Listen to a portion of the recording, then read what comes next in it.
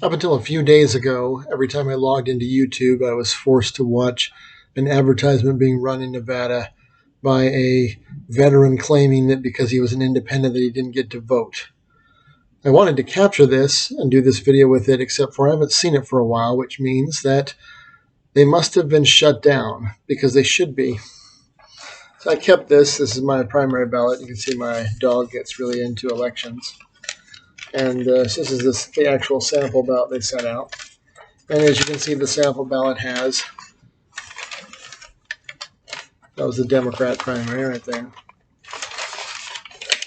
Republican primary, and then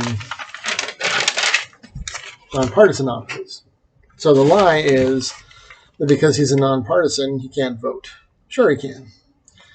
But just as registered Democrats can't vote for Republicans, registered Republicans can't vote for Democrats, if you're a registered independent, you can't vote for either one of the parties to which you don't belong. That's how it works.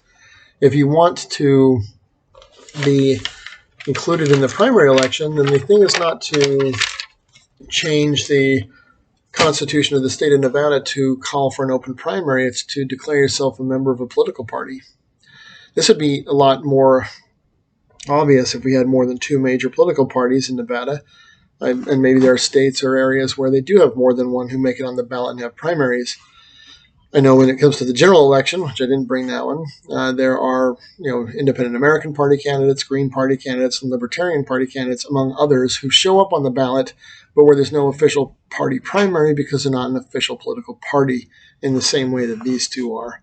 So in other countries where they have 3, 4, 8, or 12 political parties, there may be 3, 4, 8, or 12 political primaries. This man was a liar.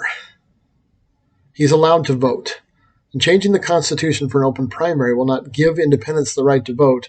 It will give anyone an opportunity to vote in an election for someone they would never vote for. The problem with an open primary is that people go and vote for someone that they would never vote for in the general election, and it messes everything up. That's why independent voters are not allowed to vote in the major party primaries, because if you're not going to vote for that person in the general election, why would they be allowed to mess with a party's selection of who the party members wish to represent it? This is just another example of what I have learned as an adult, that just because you served in the military does not mean you are a good person. Growing up, because of family involvement with military service, I had a great deal of respect for uniformed servicemen. As I've grown into an adult, my respect for them has gone to nearly zero. There's an asymptote that it will never pass just above zero. But just because you served in the military doesn't mean you're a good person. After all, so was Benedict Arnold and Nathan Bedford Forrest. They were members of the United States military. They're not venerable members of the United States military, and they're not even venerable members of our society. So to use your military service as a way to manipulate voters is pretty damn unethical. And so it's a good thing, and probably rightly so, that that ad isn't running anymore, because it was a lie. Half-truths are still whole lies in the end, because they are misleading, they are disingenuous, and they are manipulative. This man can vote. There is a nonpartisan section for people who are not registered as members of a political party. And the argument to change the Constitution of the state of Nevada to make it an open primary will make Nevada as irrelevant in the primary process as the states that preceded in the primaries. New Hampshire has an open primary, and basically whoever New Hampshire nominates, for the Republicans at least, is not usually the person who wins. So New Hampshire has basically zero effect on what happens in the GOP.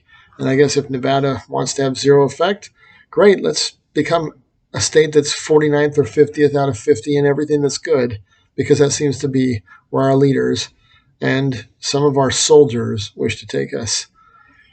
It's kind of disappointing because they took an oath to defend and support the Constitution, and then they tear it apart whenever it suits them.